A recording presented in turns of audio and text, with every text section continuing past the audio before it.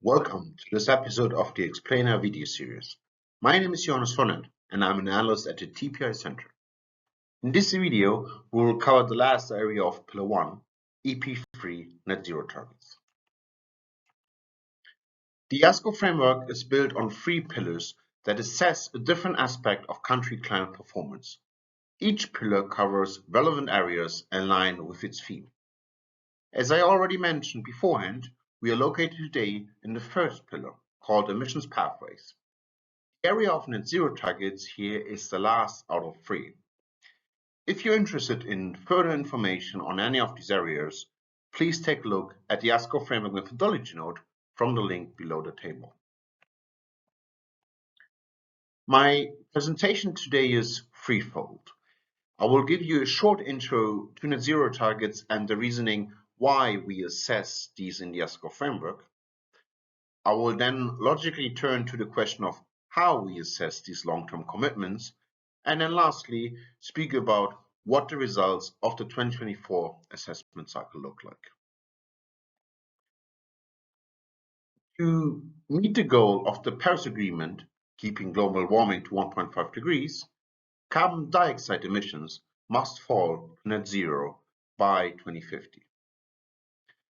Because of higher financial capabilities and historical responsibilities due to increased greenhouse gas emitting activities in the past, developed countries need to take the lead when it comes to the question of how to divide a global pathway to net zero and also distribute respective allocations. Developed countries need to meet net zero by 2050 or even earlier to also compensate developing countries that face financial constraints to decarbonize in the same way.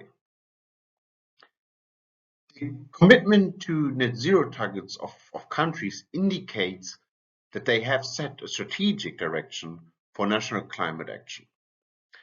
These targets also demonstrate long-term ambition and complement short or medium targets of 2030 and now 2035.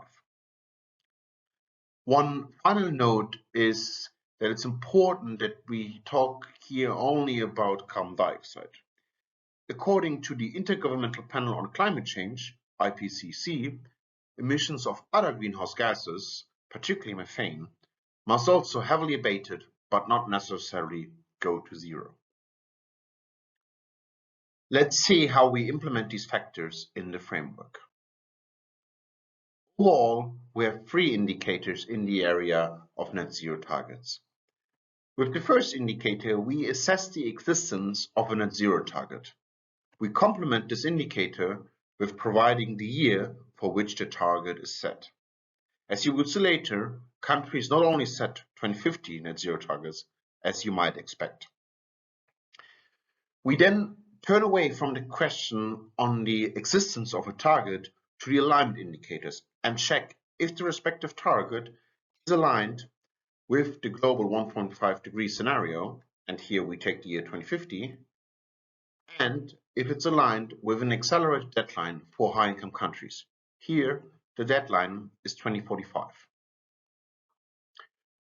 To put these indicators into a bit more context, I have brought a quite text-intensive slide, but there's no exam in the end, so don't worry.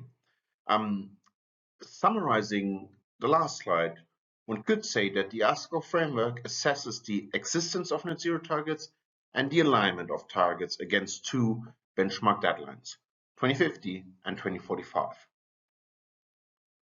To include the thoughts on financial capability and historical responsibility from earlier, and also mirror the principle of common but differential responsibilities, we only assess high-income countries on the alignment of these 2 indicators.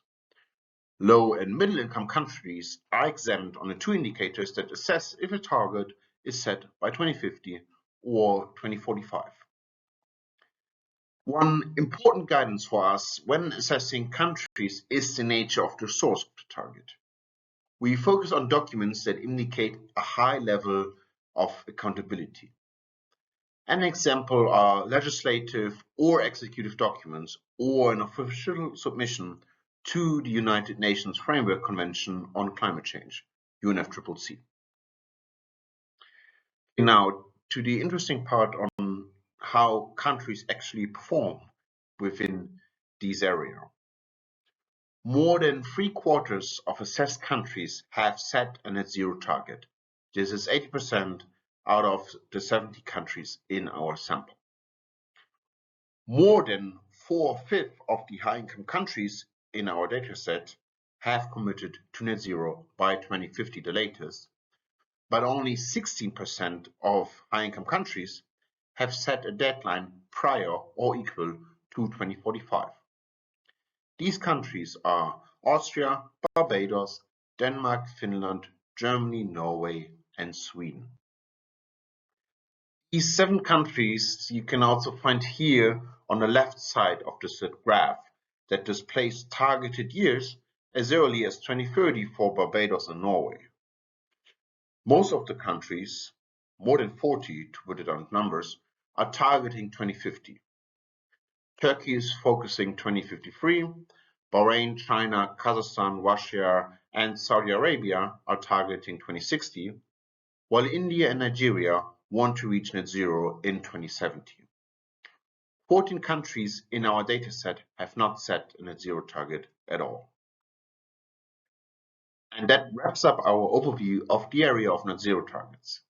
If you would like to learn more about ASCOR or explore other episodes of the ASCOR Explainer video series, please visit our website. Thank you for watching.